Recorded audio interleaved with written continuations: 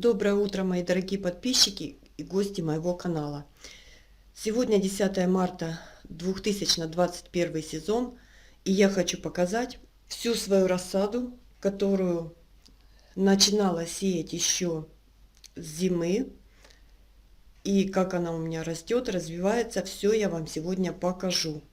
Обзор рассады начинаю показывать со своего стеллажа. Сейчас у меня на стеллаже не очень много растений. Многие растения я уже перенесла на веранду, в более прохладное помещение. Здесь у меня уже остались буквально остатки, которые я буду сегодня пикировать, пересаживать. Но это будет в отдельном видео. А сейчас просто покажу, что у меня из рассады. Не обращайте внимания на мой голос, немножко приболела, но уже все хорошо, уже выздоравливаю, пора работать, пора заниматься рассадой и входить в нормальный образ жизни. Итак, начинаю с колиусов. В одном из комментариев мне женщина написала: вы кардинально их режете, хотелось бы на них посмотреть. Показываю. Колиусы, я их перенесла с холодной веранды сюда под лампы, чтобы они немножко восстановились после того, как я их обрезала.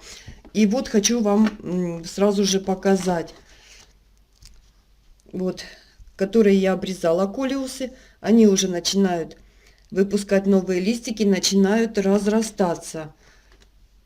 Вот еще один сейчас покажу. Колиусы — это такие растения, они совсем не проблемные, поэтому они будут расти в любых условиях. Это колиусы те, что я пересаживала в водичке, укореняла и пересаживала. Вот такие колиусы развиваются хорошо. Сейчас им здесь под лампами отлично, они развиваются, пока постоят здесь. Так, это гелиотроп. Гелиотроп затормозил в росте, поэтому я его буду пересаживать по отдельным емкостям. Ну, где-то возьму 100-граммовые стаканчики, и в каждый стаканчик я буду пересаживать по 3 растения, чтобы потом при высадке в грунт сразу комочком 3 растения пересаживать в грунт. Так, дальше это гелиотроп. Вот он тоже немножечко тормозит в росте. Тоже буду им заниматься. Ну, может, не сегодня, не завтра, может, дня через 3. Дальше. Ну, здесь у меня сборная солянка. Вот 2 гелиотропа, они хорошо растут. И вот бегонии. Ну, вот бегонии у меня, смотрю по другим видео, по другим каналам, растут хорошо. У меня бегонии растут очень плохо.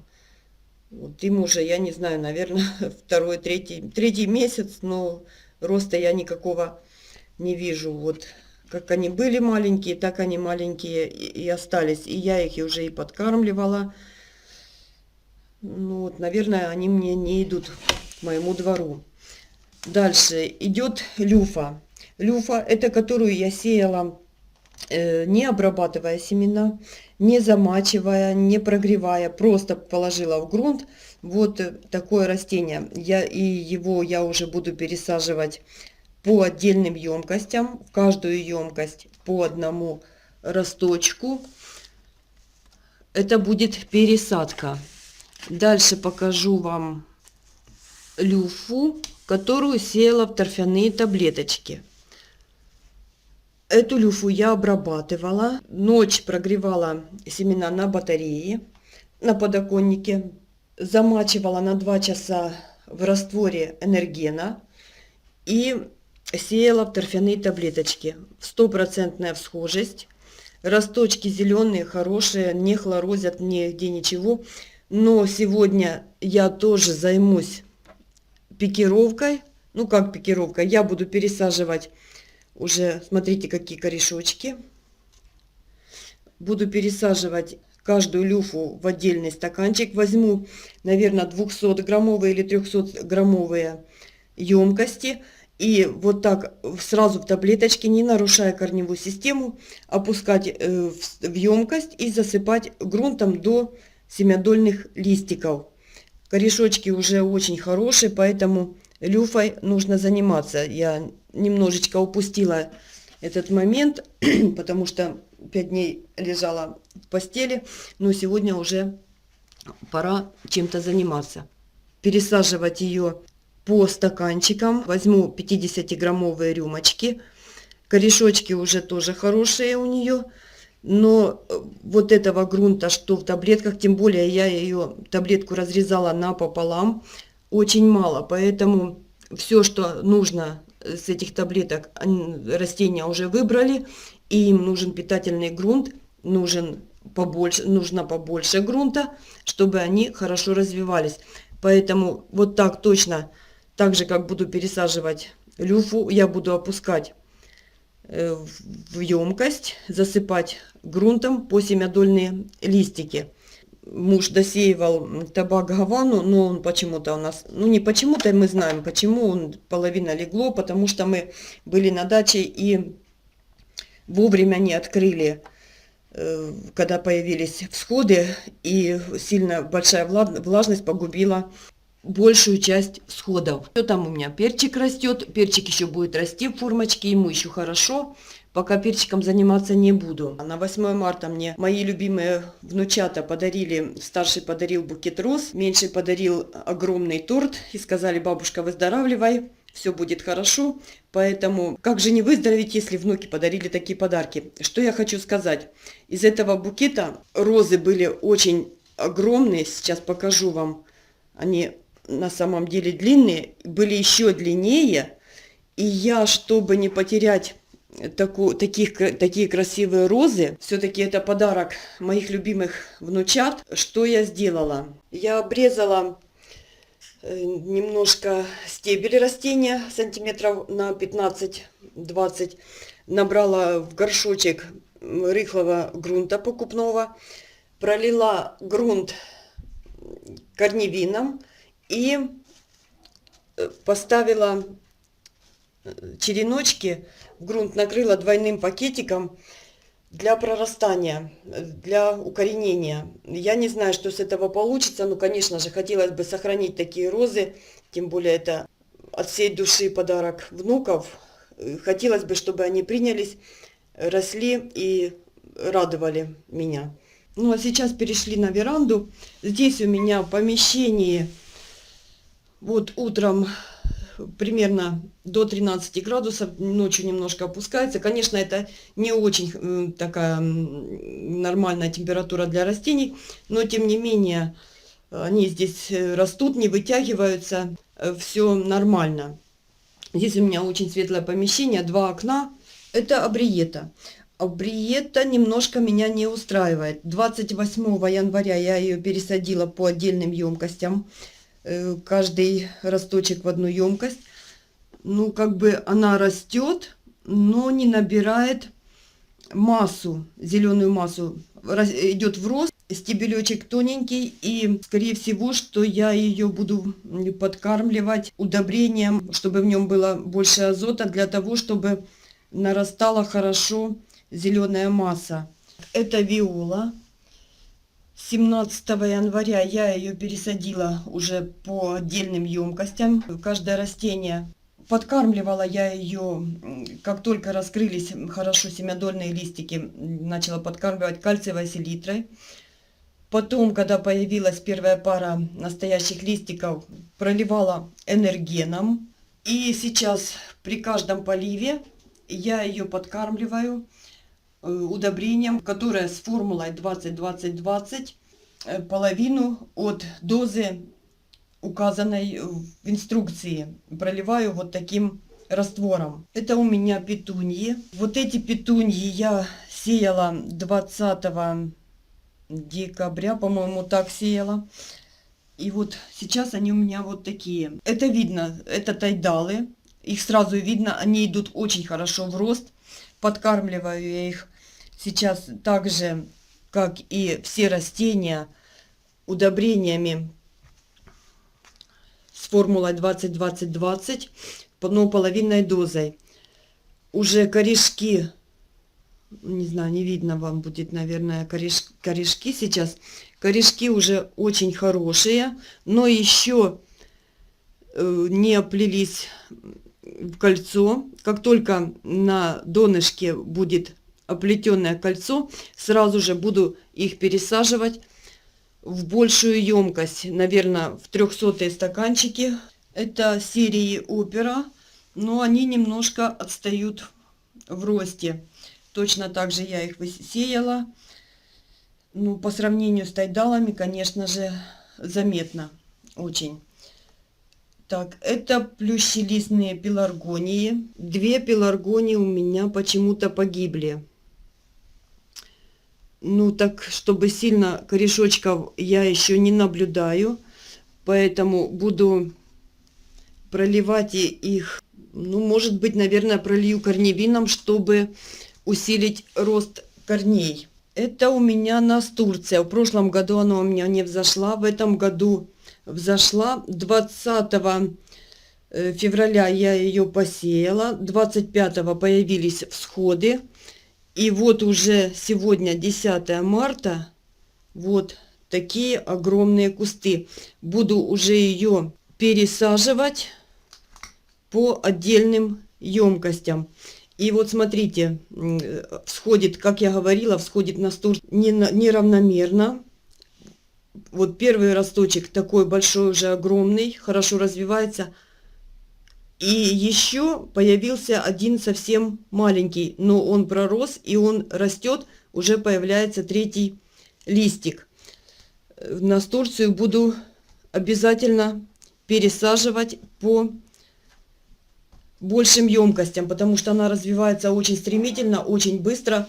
Стебель хороший, толстенький, уже можно ею заниматься. Это у меня тритунии. 16 января я их сеяла на рассаду. 20 начали появляться всходы. 20-го, 21-го, в общем, на 4-й, на 5-й день начали появляться всходы. Но еще она совсем маленькая. Я ее, конечно же, распекировала. Вот такие стаканчики, но это для нее большие стаканчики. Лучше пикировать петунью в такую маленькую, в емкости поменьше, чтобы не было сильно замачивания грунта. Ну, чтобы не было много грунта и чтобы он сильно не намокал. Поэтому для таких маленьких растишек лучше брать 50-граммовые рюмочки, а потом уже из них пересаживать в большую емкость. Это томатики. Томаты взошли все в 100% всхожесть. Уже есть первая пара настоящих листиков. Тоже их буду пересаживать в отдельные емкости, наверное, в 100-граммовые или 200-граммовые стаканчики. По 2 в каждый стаканчик, потому что я высаживаю в грунт по 2 растения, поэтому и в стаканчиках уже они будут развиваться по 2 растения до пересадки в грунт. Это колиус черный дракон. Я его сеяла 9 февраля. Всходы появились 14 февраля. Вот ему чуть меньше месяца. Пока трогать его не буду. Уже начинает появляться первая пара настоящих листиков. И уже видно окраску, что это колиус будет темного цвета. Но, по-видимому, здесь температура ему низковата таким росточком. И, ну, как бы он не сильно растет, не сильно вытягивается. Ну, переносить уже в дом не буду его, так как он уже привык к этой температуре. Пусть растет так, как растет. Это Немезия Галакси. Что я вам хочу сказать по Немезии? Посеяла я ее россыпью. Это очень неудобно. Немезию лучше тоже сеять уже по отдельным емкостям. Ну, как бы, или, может быть, торфяные таблеточки, может быть, и там по 3 штучки в стаканчике, там, или я не знаю. Потому что, смотрите, сплошная щетка, и они падают. И вот я не знаю, как я ее буду пикировать. А пикировать я ее буду уже в ближайшие дни, может быть, сегодня, завтра. Ну, конечно же, сниму вам видео, как я все это разгребу. Так, дальше. Лобелия, рубиновый фонтан. Вот такие мелкие семена, как лобелия, немезия, наверное, стоит сеять по отдельным емкостям пучочками, потому что стоит сплошная щетка, и эту щетку нужно будет как-то пикировать. Ну, я думаю, что разберемся, все будет хорошо. Это лобелия сапфир. Тоже они стоят зелененькие, не падают, хорошо развиваются. Проливаю я их тоже уже удобрением. Я так поняла, что без удобрения я не выращу, не выращу растения. В том году я не поливала, в прошлом сезоне, там 2 недели после пересадки, потом поливала. В общем, придерживалась всех правил, и растения были очень слабенькие. Поэтому в этом году я проливаю удобрениями. Рассада меня пока радует. Лобелия Клибран. Вот тоже такая щеточка. Я ее сеяла немножко позже, чем первую лобелию. Пока я еще трогать не буду, потому что она очень еще нежная, очень такая хрупкая. Пока пусть растет в емкости. Как я проливаю вот такие растения, чтобы их не поломать? Я беру грушу и по краю вот так вот проливаю грунт грушей. И он по краю впитывается, намокает, и растения получают из дна водичку. Вот так я поливаю, не полностью по всему периметру. В общем, вот так поливать нужно, наверное, все растения, чтобы не было черной ножки. И также я поливаю и свои петуньи. Я по краю провожу медицинской грушей, по краю заливаю водичку. Грунт напитывается влагой, и растения получают влагу из грунта, но под корень я не лью, чтобы сильно корень не намокал. Табак, это Вирджиния. Вот так, ну еще его трогать не будем, он пусть еще растет, как растет. Это табак, по-моему, Берли. И вот это табак, а вот это Берли, а это у нас там муж пересеивал. Сейчас гляну, что это за табак. Восточный ароматный. Это у меня стоит пеларгония. Сейчас я ее уже половину убрала на другое окно. Буду черенковать ее для того, чтобы вот снимать череночки, для того, чтобы скомбинировать кашпо. Длинные у меня такие метровые кашпо оконные. И я буду высаживать черенки вот такой пеларгонии. И, ребята, что я сделала не так с этой пеларгонией? Смотрите, какие толстые стебли. Она, ну, как бы не очень высокая еще, но такие мощные толстые стебли. Я подкормила ее мастером 20-20-20. Ну, я вам скажу, я ее подкормила, и она очень хорошо приняла это удобрение и начала расти, но перестала цвести. Она растет, ей хорошо, она жирует, но перестала цвести, поэтому пеларгонию не перекармливайте. Для того, чтобы много цветов, ее лучше совсем не кормить. Листья, конечно же, очень такие хорошие, потому что они получили свою дозу удобрения. Они все такие пушистые, блестят, лоснятся, как говорится. Но не цветут. Здесь у меня стоят мои комнатные цветы. Это тоже подарок на 8 марта. Я их обожаю, вот эти крокусы обожаю. В прошлом году я их, после того, как они отцвели, я уже их высадила в сад, но еще не ходила, не смотрела, выходят они в саду, в грунте, в открытом или не выходят. Нужно будет сходить, конечно же, посмотреть. Этим крокусам тоже будет точно такая же участь. Отцветут, немножко просохнут луковицы, и я их пересажу в грунт, в открытый грунт. Здесь стоит у меня королевская пеларгония. Ну вот точно такая же история. Не нужно перекармливать пеларгонии. Масса зеленая, очень хорошая. Упругие листья, зеленые, без хлороза, без ничего. Но бутонов для цветения нет. Значит, я перестаю кормить пеларгонии удобрениями. Пролью их монофосфатом калия, для того, чтобы заложились бутоны. Но азотным удобрением проливать уже не буду. Уличная гортензия. Весной я делала опору на уличную гортензию, поломала веточку.